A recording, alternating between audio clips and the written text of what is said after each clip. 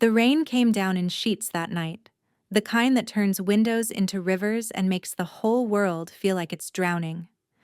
I was in my studio, working on a commission that was already 3 weeks overdue when I heard it. 3 sharp knocks, then silence, then 3 more. Desperate this time, like whoever was out there knew this was their last chance at sanctuary. I opened the door, and there she was. Isla, my twin sister, my mirror image, my other half. But the woman standing in my doorway was not the version of my sister I had seen 2 months ago at our mother's birthday dinner. That woman had worn a cream cashmere sweater and pearl earrings. That woman had smiled with her whole face, her eyes crinkling at the corners the way mine do when I laugh at my own jokes. This woman was something else entirely. Her blue dress, the one I had helped her pick out last spring at that boutique on Northwest 23rd, was torn at the shoulder. Not a delicate tear, not the kind that happens when you catch fabric on a door handle. This was violence made visible. The fabric was shredded, hanging in strips that exposed her collarbone, and I could see the mottled purple and yellow bruises spreading across her skin like continents on a map of pain.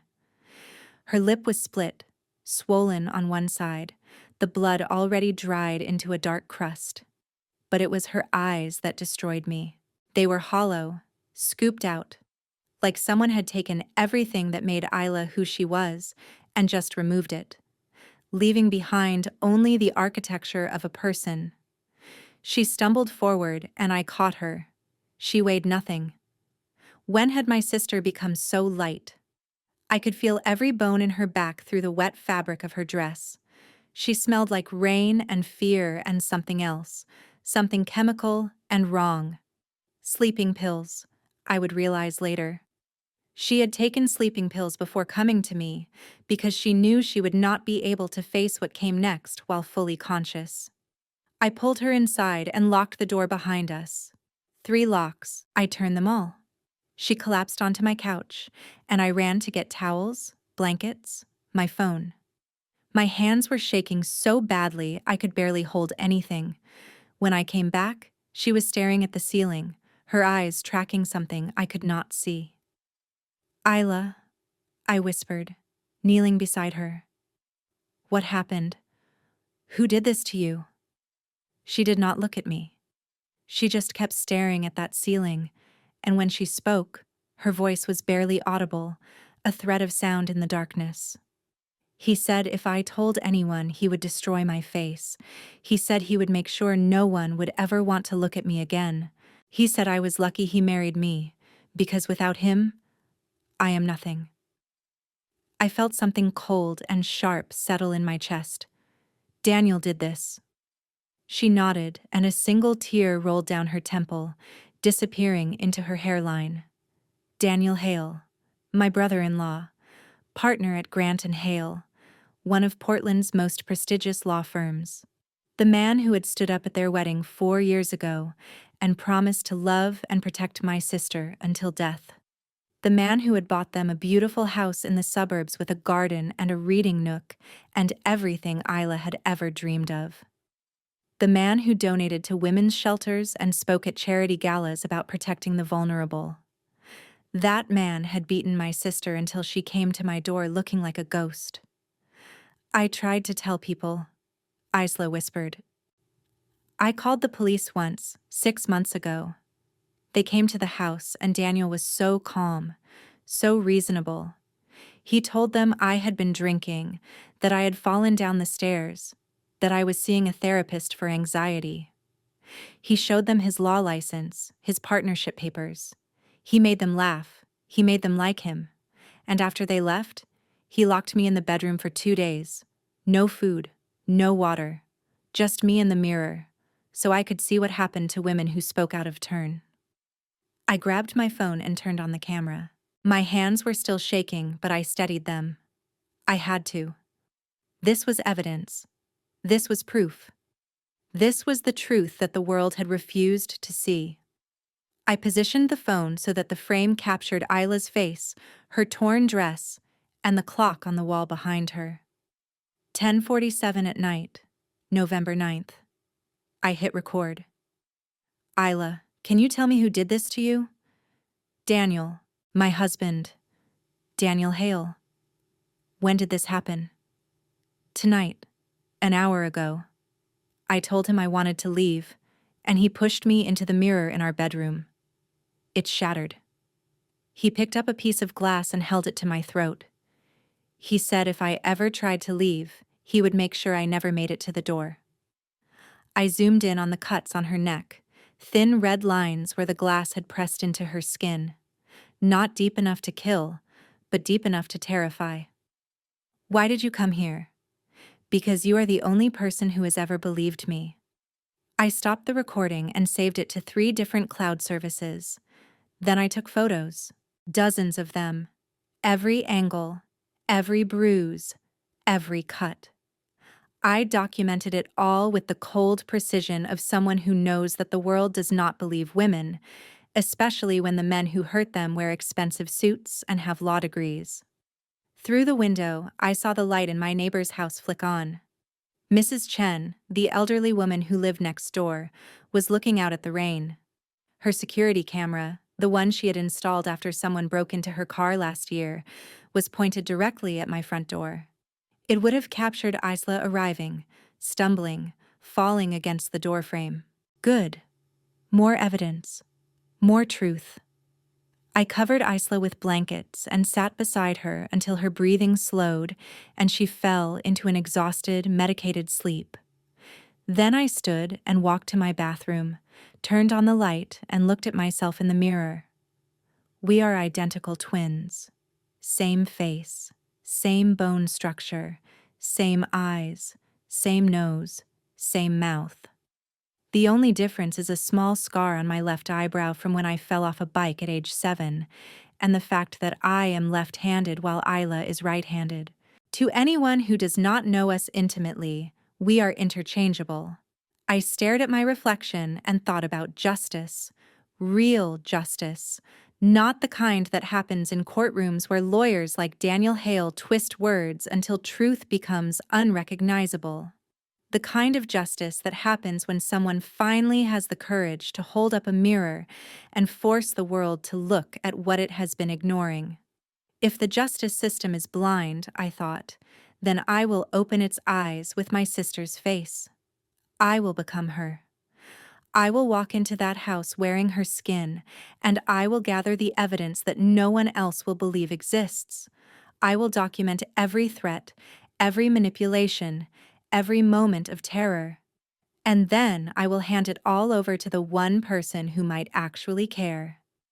I picked up my phone and dialed a number I had found online. It rang 4 times before a tired voice answered.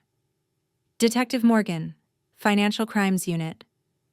If I had evidence that a prominent lawyer was abusing his wife and embezzling from his own firm's charity fund, would you care? There was a pause. Who is this? Someone who knows where bodies are buried, metaphorically speaking. Are you interested or not? I only trust data, not stories. Can you provide documentation? Give me 2 weeks. I will give you everything you need to destroy him. I hung up before he could ask more questions. Then I went back to Isla, still sleeping on my couch, and I made a promise to her unconscious form. I promise you, I will make him pay. Not with my fists, not with violence, but with truth, with evidence, with the patient, methodical destruction of everything he has built on the foundation of your silence. I will step into your life, I will wear your face, and I will gather the ammunition that will bring him to his knees. And when it is over, when he is finally exposed for what he truly is, the world will know that you were telling the truth all along. Justice does not always come from judges and juries. Sometimes it comes from a woman with her sister's face and the will to do what no one else would. I looked at our reflection in the dark window, Isla asleep and me awake, 2 versions of the same person, and I thought, he has no idea what is coming for him. The transformation took 3 days. I spent every waking hour studying my sister. Not the broken version asleep on my couch, but the version she had been before Daniel Hale got his hands on her.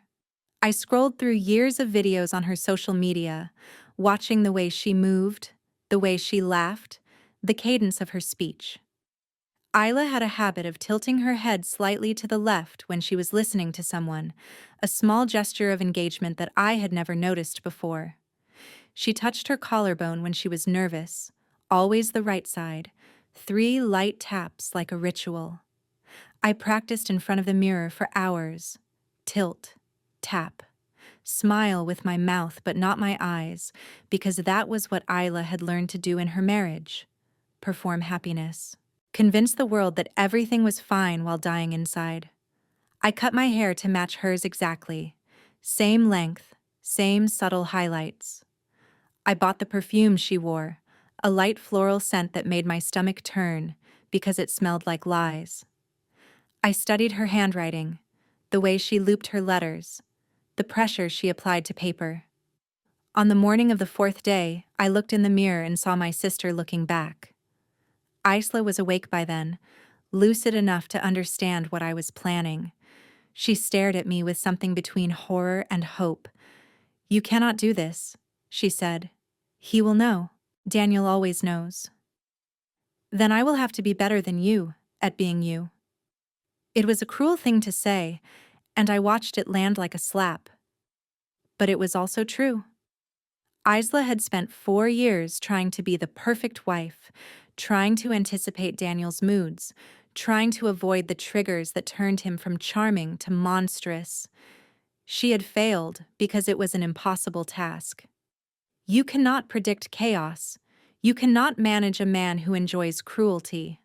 But I was not trying to survive Daniel Hale. I was trying to document him. And that required a different kind of performance entirely. Before I left, Isla pressed something into my hand. A small key, brass and old-fashioned. "The study," she whispered. "3rd floorboard from the window. He keeps files there, financial records, things he does not want anyone to see." "Why did you never tell anyone about this?" "Because I was afraid. Because I thought if I just stayed quiet, if I just endured it, maybe eventually he would stop. But men like Daniel do not stop, Isabel. They escalate, and I do not want to die in that house." I closed my fingers around the key. "You will not die. I promise you that." The drive to Isla's house took 20 minutes, but it felt like crossing into another country. The neighborhood was pristine, with manicured lawns and expensive cars in every driveway. The kind of place where people do not ask questions because asking questions means admitting that terrible things can happen in beautiful houses. I parked in the driveway and sat for a moment, breathing, preparing. Then I picked up my phone and called the one number I had memorized. Detective Morgan answered on the second ring. "You again?" "I am about to walk into a house where a man is actively committing domestic violence and financial fraud. If I disappear, you will know where to look." "That is not how this works. You need to file an official report. Go through proper channels." Proper channels did not work. Isla called the police 6 months ago, and they sent her home with her abuser. So now we do this my way. I will send you evidence as I find it. If you want to make a case, pay attention. I hung up and got out of the car. The house looked exactly as Isla had described it. Large, elegant, with ivy growing up one side and a porch swing that probably cost more than my monthly rent. The kind of house that appears in home design magazines. The kind of house where neighbors would never suspect that screams echo in the night. I used Isla's key to unlock the front door and stepped inside. The interior was immaculate. Hardwood floors, expensive furniture, fresh flowers in a vase on the entry table. Everything in its place. Everything perfect. The kind of perfection that requires violence to maintain. I walked through the house slowly, cataloging everything. The living room with its leather couches and abstract art. The kitchen with its marble countertops and high-end appliances. The dining room with a table that could seat 12. And then I saw it. The bedroom door at the end of the hall, slightly ajar. I pushed it open and stepped into the space where my sister had been terrorized for 4 years. The bedroom was beautiful. King-sized bed with white linens, large windows overlooking the garden, a reading chair in the corner, and on the far wall, an enormous mirror, floor to ceiling, framed in ornate gold. I walked closer to the mirror, and that was when I saw it. A tiny red light, barely visible, embedded in the decorative frame at the top right corner. A camera. Daniel had installed a camera inside the mirror frame, pointed directly at the bed. My skin went cold. This was not just about control. This was about documentation. He was recording her. Every moment of fear, every moment of submission, every moment of pain. He was keeping it all as some kind of twisted trophy collection. I pulled out my phone and took photos of the camera, making sure to capture the angle, the positioning, everything that would be needed for evidence. Then I opened the closet. Isla's clothes were organized by color, every hanger exactly 2 inches apart. It was obsessive, controlling, another way Daniel had stripped away her autonomy. But at the back of the closet, hanging by itself on a single hanger, was the blue dress. The same one she had been wearing when she came to my door, now clean and carefully pressed. There was a note pinned to it, written in Daniel's handwriting. Never again. I took the note down and photographed it. Then I did something reckless. I put on the dress. It fit perfectly, of course. We are the same size, the same shape. I looked at myself in the mirror and saw Isla, and I felt a rage so pure and cold it was almost beautiful. I heard the front door open downstairs. Isla, are you home? Daniel's voice, warm and pleasant. The voice of a man who had no idea his world was about to collapse. I took a breath, adjusted my expression into something soft and compliant, and walked to the top of the stairs. He was standing in the entryway, still wearing his suit from work, loosening his tie. When he saw me, he smiled. Then his eyes went to the dress, and the smile disappeared. I told you never to wear that again? His voice was still pleasant, but there was an edge to it now, a warning. I wanted to look nice for you, I said, using Isla's voice, Isla's inflection. I thought you might like it. He climbed the stairs slowly, his eyes never leaving mine. When he reached me, he leaned in close and inhaled deeply, smelling my neck. You changed your perfume. My heart stopped. New bottle. I thought I would try something different. He stared at me for a long moment, and I could see his mind working, calculating, searching for the discrepancy. Then he nodded slowly. Take it off. Now. I did not move. Why? It is just a dress. Because I told you to. We stood there, locked in a silent battle of wills. This was the test. This was the moment where I would either convince him I was Isla, or he would realize something was wrong.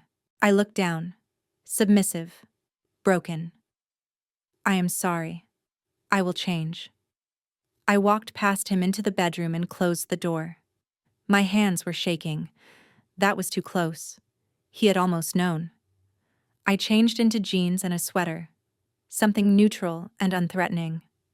When I came back out, Daniel was in his study, pouring himself a drink.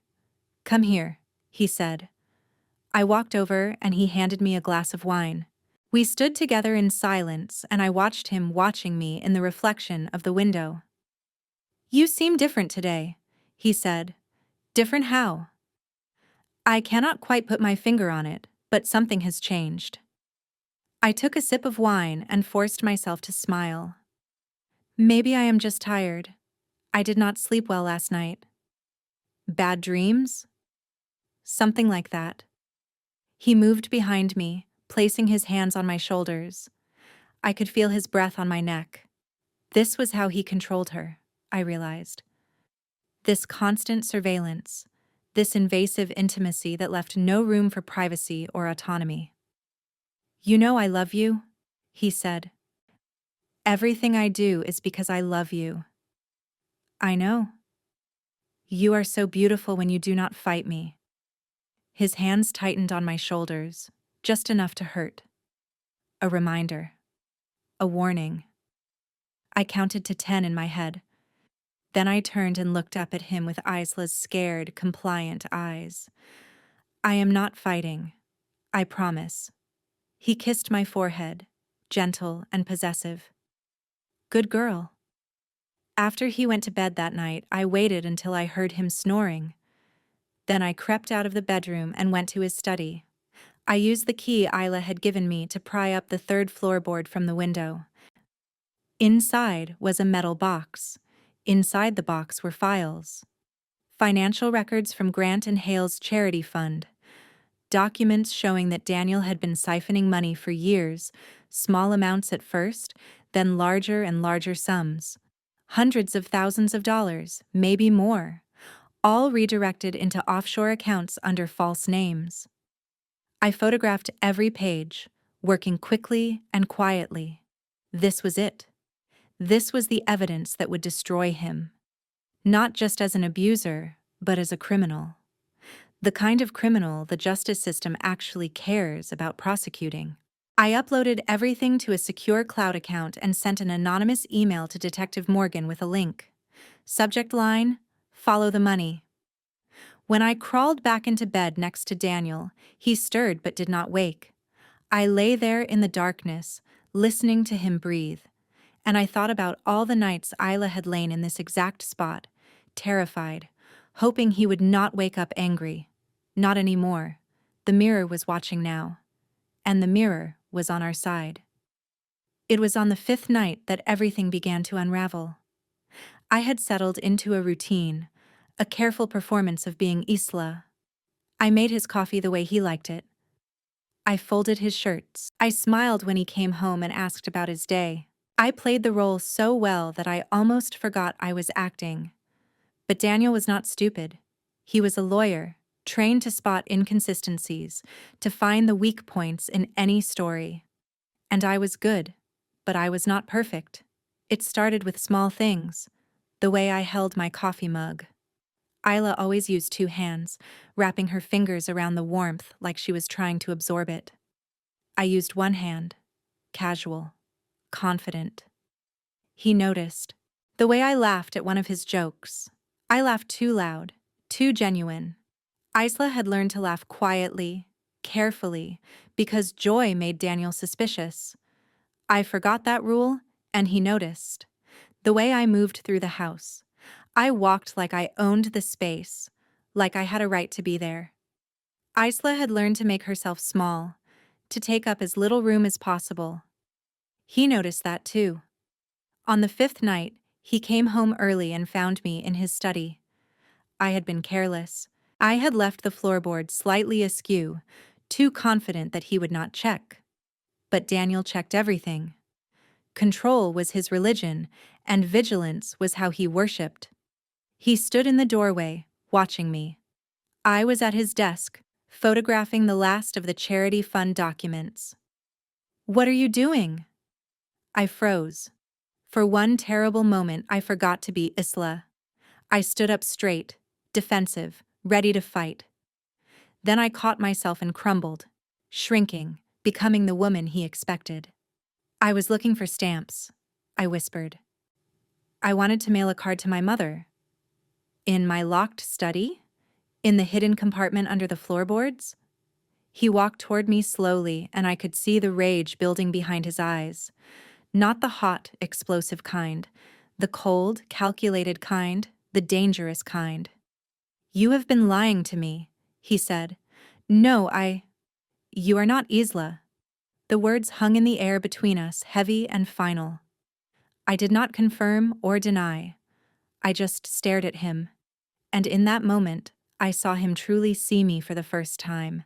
Saw him realize that his wife's twin sister had been living in his house for almost a week, documenting his crimes, building a case against him. He lunged for my phone, but I was faster. I pulled it away and tapped the screen. A recording began to play, loud and clear. Isla's voice filled the room. "Please, Daniel, stop. You are hurting me." And then his voice, unmistakable. "You deserve this. You made me do this. If you had just listened, if you had just been a good wife, none of this would be happening." The sound of skin hitting skin. Isla crying. Daniel laughing. I had found the recording on Isla's old phone, the one she had hidden in a box of art supplies at my studio. She had been documenting the abuse for months, gathering evidence that she had been too afraid to use, but I was not afraid. "Turn it off," Daniel said. His voice was shaking now. "Why? Do you not like hearing the truth?" I took a step back and held up my phone so he could see the screen. "This is uploading to the cloud right now. Detective Morgan already has copies of your financial fraud. The cameras you installed in the mirrors? I found those too, documented them, sent photos to the police. And the best part? Your neighbor's security camera captured Ayla arriving at my house with bruises all over her face. Time-stamped, dated, undeniable." Daniel's face went pale. "You cannot prove anything. It is your word against mine. I am a partner at one of the most respected firms in this city. You are a nobody, an artist with no credibility, no standing. I am a woman with evidence. That is the only standing I need." I pressed another button on my phone, and a new recording began to play. This one was older, scratchier. Isla's voice, but younger, more fragile. "I am watching you, Daniel." It was a voice note she had recorded a year ago, during one of the worst nights of their marriage. She had whispered it into her phone, hidden in the bathroom, a small act of defiance, a promise that even if she could not escape, she would at least bear witness. The sound of her voice coming from my phone, in his study, in the house where he thought he had absolute control, seemed to break something in him.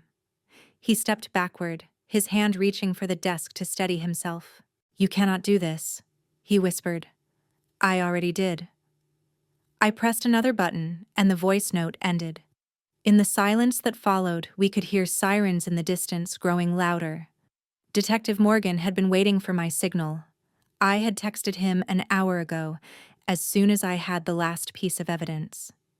He had been parked 3 blocks away, waiting for confirmation that it was time to move. The sirens grew louder, closer, until they were right outside the house. Red and blue lights flashed through the windows, painting the walls in strobing colors. Daniel looked at me with something I had never seen in his face before. Fear. "You destroyed me," he said. "No," I replied. "I just held up a mirror." The front door burst open. Police flooded in, Detective Morgan at the front, his badge held high. "Daniel Hale, you are under arrest for domestic violence, assault, and embezzlement of charitable funds. You have the right to remain silent." Morgan kept talking, but I stopped listening. I was watching Daniel's face as they put the handcuffs on him, watching the moment he realized that his perfectly constructed life was over, that all the lies he had told, all the people he had manipulated, all the times he had convinced the world he was a good man, none of it mattered anymore. The truth had teeth, and it had finally bitten down. As they led him out, Daniel looked back at me one last time. "Who are you?" I smiled, cold and sharp. "I am the woman who loved your wife enough to become her ghost." After they were gone, I stood alone in the study. The house felt different now, lighter somehow, like a weight had been lifted from the walls themselves. I walked to the bedroom and stood in front of the massive mirror. My reflection stared back at me, but I swear, for just a moment, I saw Isla standing beside me. Not the broken version who had shown up at my door. The version from before. The version who had dreams and plans and a life that did not revolve around managing a man's cruelty. I reached out and touched the glass, and I whispered, You are free now." The mirror reflected only me, but I felt her there, standing in the space between truth and justice, finally safe. Daniel hired the best defense team money could buy. They tried everything. They claimed I had fabricated evidence, that I had manipulated Isla, that the whole thing was an elaborate plot to destroy an innocent man's reputation. They painted me as a jealous sister, bitter and unstable, willing to lie to tear down my twins' happy marriage, but they could not explain away the documents. They could not explain the camera hidden in the mirror.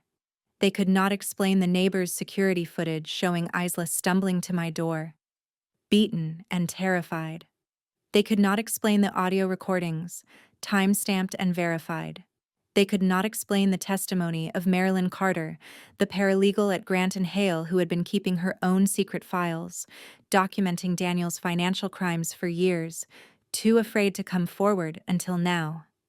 The evidence was overwhelming, undeniable.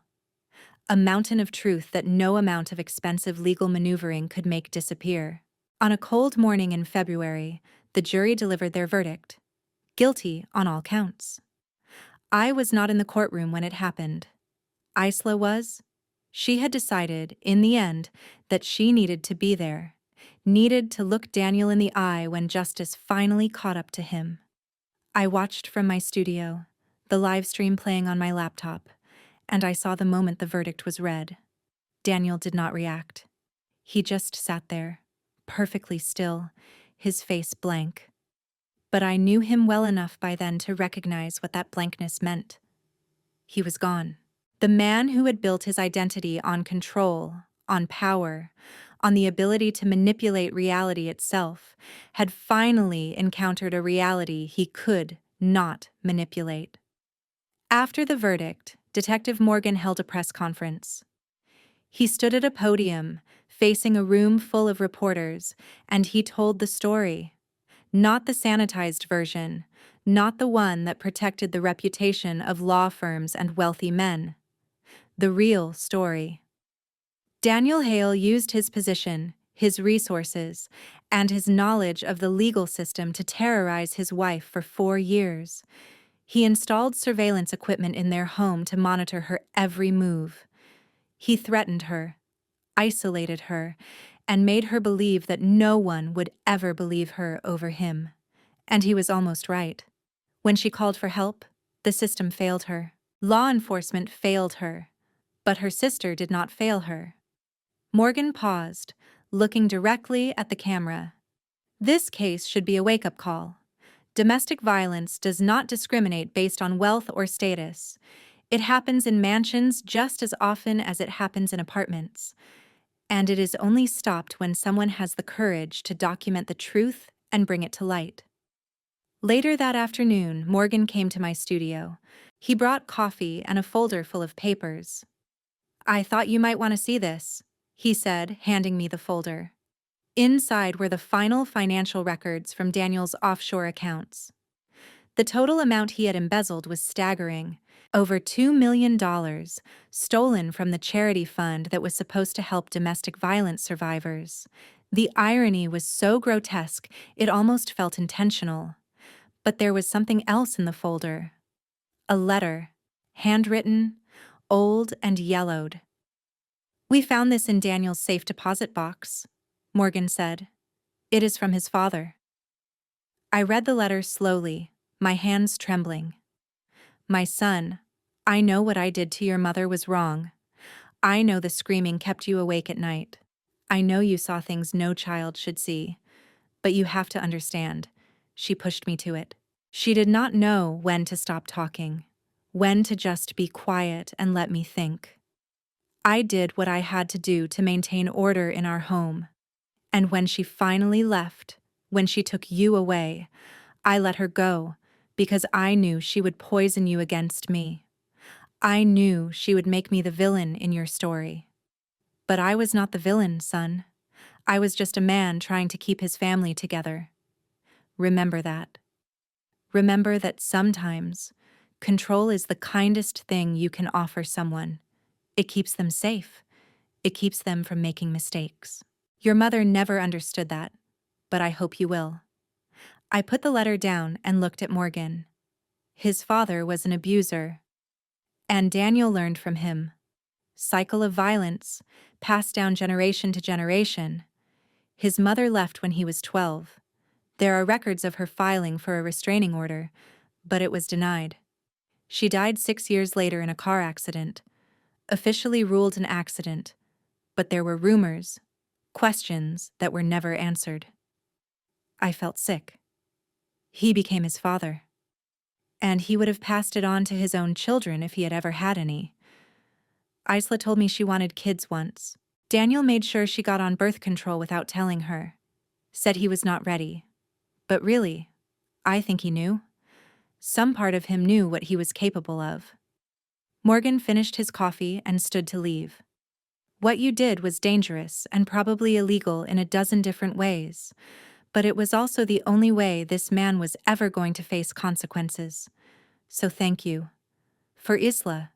For all the women he would have hurt if he had stayed free.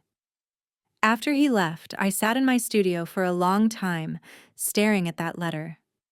Daniel's father had justified his violence by claiming he was maintaining order, protecting his family. Daniel had justified his by claiming he loved Isla too much to let her go. Different words, same poison. But there was something else in the letter that struck me. The father's insistence that he was not the villain. That refusal to see himself clearly. That absolute certainty that he was right, even when covered in his wife's blood. Abusers never see themselves as abusers. They see themselves as victims, as men pushed too far, as protectors maintaining necessary control. And that delusion, that absolute refusal to look in the mirror and see the monster looking back, is what makes them so dangerous. A week after the verdict, Isla came to my studio. She looked different, healthier. She had gained weight, filled out the hollow spaces in her face. Her hair was longer, natural, not styled to perfection. She wore jeans and a sweater, comfortable, lived in. She looked like herself again. "I brought you something," she said, setting down a large wrapped package. I opened it carefully. Inside was a painting. Our painting. We had started it years ago, before Daniel, before everything fell apart. It showed two women standing back to back, facing different directions, but connected, their hair flowing together into a single stream of color. "You finished it," I said. "We finished it. You did not think I was just sitting in your studio doing nothing all those weeks, did you? I worked on it while you were out being me." I looked closer and saw that she had added new elements. Light coming through cracks in darkness. Broken mirrors reflecting whole images. A blue dress transforming into wings. "I called it the mirror beyond the frame," Isla said. "Because that is what you did. You did not just break the mirror. You showed everyone what was on the other side." We hung the painting in my studio, right where the light from the window would hit it every morning. And every morning after that, when I came into work, I saw it. Saw us, two women who refused to let silence win. 3 months after the trial ended, we opened the exhibition. The gallery was small, intimate, on the east side of Portland in a converted warehouse with exposed brick and industrial lighting. Perfect for what we were trying to say. Isla had been painting again, really painting, not the careful, controlled pieces she had made during her marriage. These new works were raw and honest and devastating. They showed hands gripping too tight. Mirrors reflecting distorted faces. A woman's shadow growing larger than the man trying to cage it. But the centerpiece of the exhibition was the mirror beyond the frame. It hung in the center of the main gallery space, illuminated by a single spotlight, and it drew people in like gravity. I stood in the corner, watching visitors react to it. Some people cried. Some people stood in silence for long minutes, lost in their own reflections. One woman touched the canvas gently, reverently, and whispered, "Thank you." A reporter approached me, notebook in hand. "I noticed the signature on this piece is unusual. It looks like two sets of initials overlapping. I-H and I-L? Isla Hale and Isabel Lane, my sister and me. She created the foundation, the darkness, the truth of what she survived. I added the light, the hope, the proof that survival is possible." "So it is a collaboration?" "It is a testimony." The reporter wrote that down, then looked up at me with careful eyes. "There has been a lot of controversy about your methods. Some people are calling you a hero, others are saying you broke the law, that you invaded Daniel Hale's privacy, that you committed fraud by impersonating your sister. What do you say to that?" I had known this question would come. I had prepared for it. I say that when the system fails to protect victims, victims have to protect themselves. I say that privacy is not a shield for violence. I say that sometimes the only way to expose darkness is to step into it yourself. And I say that if doing what I did was illegal, then the law needs to change. Would you do it again? In a heartbeat. The reporter thanked me and moved on to interview Isla, who was standing near her other paintings, talking to a group of college students about the intersection of art and activism. I watched her for a moment. This woman who had been so broken she could barely stand, now holding court, confident and alive. She caught my eye and I smiled back. We had done this. Together. Two halves of the same whole, using our sameness as a weapon against a man who thought he could control reality itself. Later that evening, after most of the guests had left, Detective Morgan appeared at the gallery. He was out of uniform, wearing jeans and a leather jacket, looking more human than I had ever seen him. "I wanted to see it," he said, nodding toward the painting. "The thing that started all of this." We stood together in front of the mirror beyond the frame, and I could see him trying to understand it, trying to translate art into evidence, beauty into proof. "It is not just about your sister, is it?" he said finally. "It is about all of them, all the women who were not believed." "Yes." "How many do you think there are?" "Too many to count, too many to save. But we saved one. And maybe that is enough." Morgan reached into his jacket and pulled out an envelope. "This came to the station yesterday, addressed to you." I opened it carefully. Inside was a letter, handwritten on expensive stationery. "Dear Isabel, you do not know me, but I know you. I read about what you did for your sister, and it gave me the courage to do what I should have done years ago. I am leaving my husband tonight. I have packed a bag. I have copied his financial records. I have documented everything, and I am not going to be silent anymore. Thank you for showing me that silence is not safety. It is just slow death. With gratitude, a woman you will never meet." I folded the letter carefully and put it back in the envelope. My hands were shaking. "There have been others," Morgan said quietly. 12 women so far have come forward with their own stories since your sister's case went public. 3 of them were married to lawyers, 2 to doctors, 1 to a police officer. All of them said they stayed silent because they thought no one would believe them. But after seeing what happened with Daniel Hale, they realized that maybe, just maybe, the world was finally ready to listen. I could not speak. I just stood there, holding that letter, feeling the weight of it, the responsibility of it.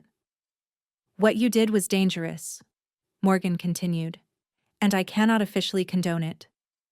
But off the record, you changed something. You showed people that wealthy, powerful men are not untouchable. That evidence matters more than reputation. That truth, when properly documented, is louder than any lie."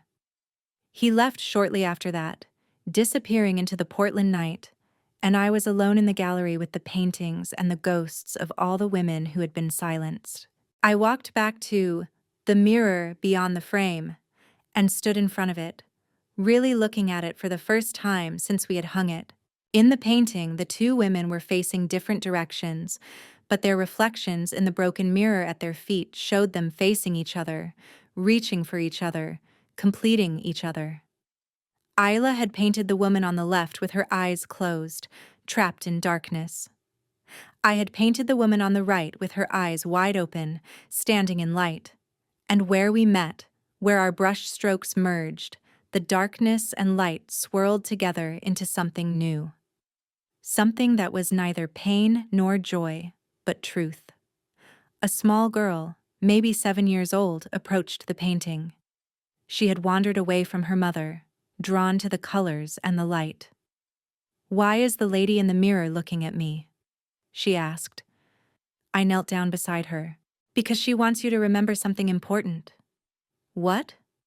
"That you are allowed to take up space, that your voice matters, that no one, ever, has the right to make you small." The girl thought about this for a moment, her small face serious. "My mom says that too." "Your mom is very smart." The girl's mother came over, apologizing for the interruption, but I waved her off. As they walked away, I heard the girl say, "Mom, when I grow up, I want to be like the ladies in the painting." "Which one, honey?" "Both of them." I smiled. Both of them. That was exactly right. The exhibition ran for 6 weeks. We sold every piece except The Mirror Beyond the Frame. That one, we donated to the domestic violence shelter where Isla had finally gotten the courage to call for help. It hangs in their main lobby now, visible to every woman who walks through their doors looking for safety. On the last day of the exhibition, Isla and I stood together in the empty gallery, looking at the space where our painting had been. "Do you think we made a difference?" Isla asked. "I think we made a difference to 12 women. Maybe more. Maybe to that little girl who came to see the painting. Maybe to her daughter someday." Change does not happen all at once. It happens in small moments. Small acts of courage. Small refusals to accept that things have to be the way they have always been. Isla nodded slowly. Then she turned to me, her eyes bright with tears. "I need to tell you something. I am keeping the name Isla Hale. I am not going back to my maiden name. Do you know why? Why?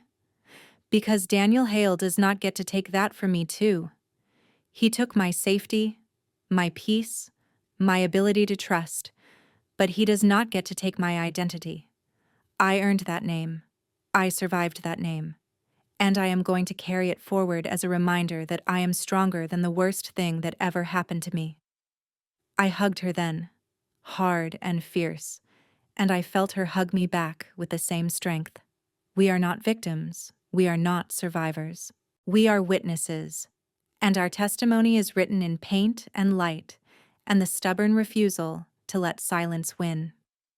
A month after the exhibition closed, I received an email from a woman in Seattle. She had seen the news coverage of Isla's case and wanted to know if I would consider doing something similar for her sister, who was trapped in an abusive marriage with a surgeon who had convinced everyone she was mentally unstable. I wrote back and said no. What I did for Isla was born from desperation and love and the specific circumstances of our twinhood.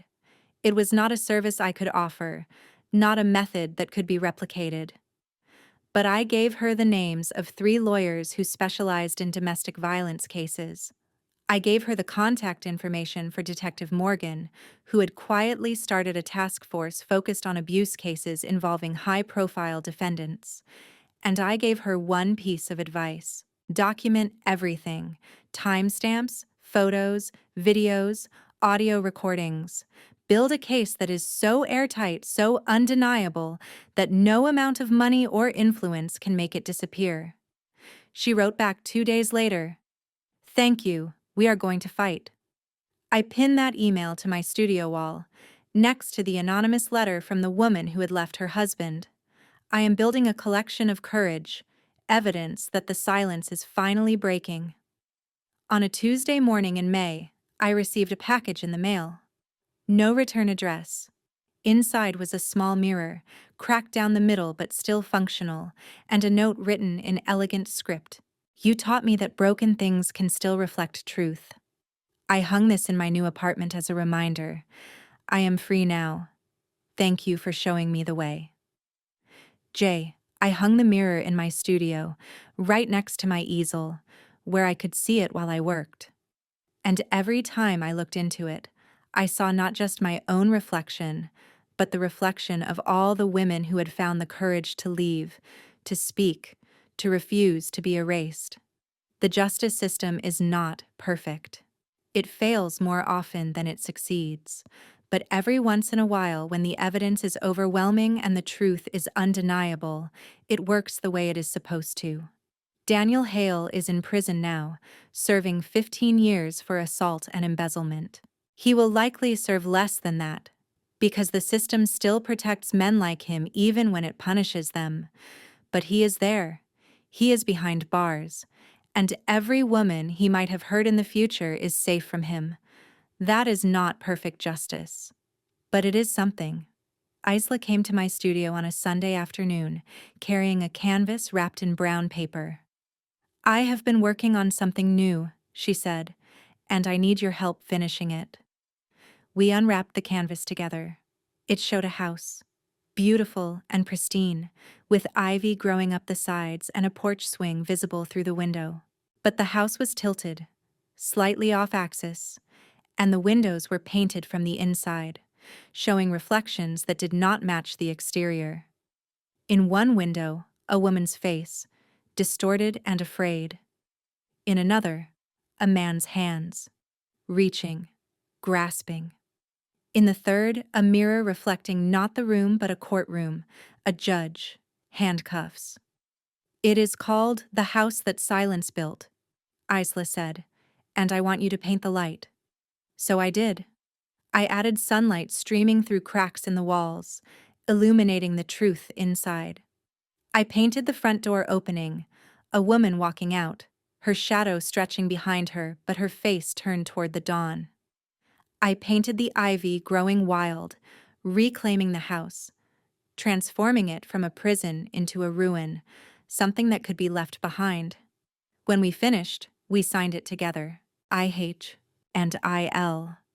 Our initials intertwined like our lives. We sold that painting to a law firm that specialized in domestic violence cases. They hung it in their waiting room, visible to every client who came through their doors. A reminder that even the most beautiful houses can hide darkness, and that walking away is not weakness, it is victory. I started teaching art classes at the domestic violence shelter where our first painting hung. Every Thursday evening, I worked with a group of women who were rebuilding their lives, teaching them to translate their pain into something visible, something that could not be ignored. One woman painted her hands, but instead of fingers, they ended in words. No. Stop. Help. Leave. Another painted a series of doors, each one slightly more open than the last, light spilling through in increasing increments.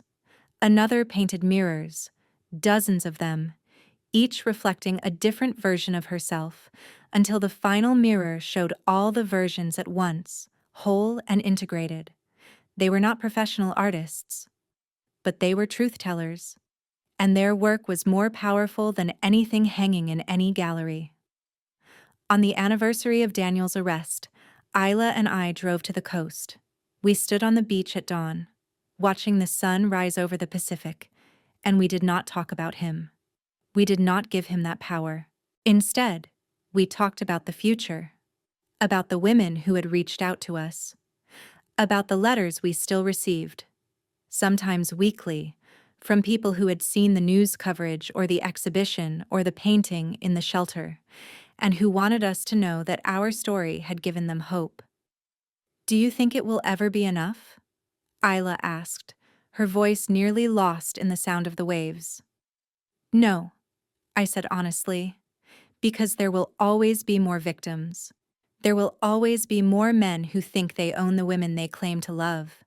There will always be more silence, more fear, more systems that fail to protect the people who need protection most. Then why do we keep fighting? I picked up a piece of sea glass, smooth and green, worn down by years of waves. Because every woman we help is someone's sister, someone's daughter, someone's friend. And because silence is a choice, and we are choosing something different. Isla nodded and picked up her own piece of glass, blue like the dress she had worn the night everything changed. We threw them into the ocean together, watching them disappear into the foam. I used to think about revenge all the time, Isla said quietly. When I was still in that house, I would lie awake at night and imagine all the ways I could hurt him back. Make him feel what he made me feel. I wanted him to suffer the way I suffered. And now? Now I realize that the best revenge was not making him feel my pain. It was refusing to let his pain become my entire identity. He wanted to destroy me, to erase me, to make me into nothing but fear and submission. And I survived. I made art. I told the truth. I got to stand in a courtroom and watch him be held accountable. That is the revenge. Not his suffering, but my continued existence despite his best efforts to eliminate me. We stood there for a long time, watching the sun climb higher, burning off the morning fog, revealing the world in all its complicated, beautiful, painful truth. When we finally left the beach, we drove back to the city in comfortable silence. Isla dropped me off at my studio, and before she drove away, she rolled down her window. "Thank you," she said, "for being willing to step into the darkness with me, for being willing to become me so that I could remember who I was. You would have done the same for me?" In a heartbeat. She drove away, and I stood on the sidewalk for a moment, watching her car disappear into traffic. Then I went inside, climbed the stairs to my studio, and stood in front of the cracked mirror that someone had sent me. I looked at my reflection and thought about all the versions of myself I had been in the past year. The sister who opened her door in the rain, the imposter who wore someone else's life like a costume, the witness who documented truth in the face of danger, the artist who tried to translate pain into something visible. And now, this version. The woman who knew that justice was not a destination but a process, that healing was not linear but circular, returning again and again to the same wounds until they finally scarred over. That courage was not the absence of fear, but the decision to act despite it. I picked up my paintbrush and started a new canvas. I did not know what it would become yet. I only knew that it would be honest, that it would be true, that it would add one more piece of evidence to the case I was building against silence. Because in the end, that is what all of this was about. Not revenge, not even justice, though justice mattered. It was about refusing to let the darkness have the last word. It was about insisting that truth, no matter how painful, was always better than the most comfortable lie. It was about looking in the mirror and seeing not a victim, not a survivor, but a woman who had walked through fire and come out the other side, holding proof that fire could not kill everything. Some things survive. Some things grow stronger in the heat. And some things, like truth and courage, and the stubborn refusal to be erased, are nearly impossible to destroy. I am one of those things. So is Isla. So are the 12 women who came forward after her. So are the hundreds, thousands, millions of women who are still fighting, still speaking, still refusing to accept that their pain is private and their abusers are untouchable. We are the mirror beyond the frame. We are the light that exposes what was hidden. We are the evidence that justice, however imperfect, is still possible. And we are not going to be silent anymore. The canvas in front of me is blank, but it will not stay that way. I will fill it with color and light and the complicated truth of survival. I will sign it with my initials and Isla's, because this is our story now. told together, witnessed together, survived together. And when it is finished, when the paint has dried and the truth has been made visible, I will hang it somewhere public, somewhere unavoidable, somewhere that forces people to look at what they would rather ignore. Because that is how change happens, not through grand gestures or dramatic confrontations, though those have their place. Change happens through persistent, patient, relentless documentation of truth, through small acts of courage that accumulate over time, through the decision, made again and again and again, to speak even when speaking is dangerous. The mirror reflects what is placed in front of it, so we must be very careful about what we choose to show. I choose to show strength. I choose to show survival. I choose to show the possibility of justice in a world that often seems designed to prevent it. And I choose to keep painting, keep documenting, keep holding up the mirror, until every woman who needs to see herself reflected in it can do so without fear. That is my testimony. That is my truth. That is the story I will tell until I cannot tell it anymore. And even then, the paintings will remain. The evidence will remain. The cracks in the mirror will remain, refracting light in new and unexpected ways, proving that broken things can still be beautiful, and that truth, once spoken, cannot be unspoken. This is not the end of the story. It is only the beginning. Because every woman who finds the courage to leave, every woman who finds the courage to speak, every woman who finds the courage to look in the mirror and see her own strength looking back, is writing the next chapter. And I cannot wait to see what they create.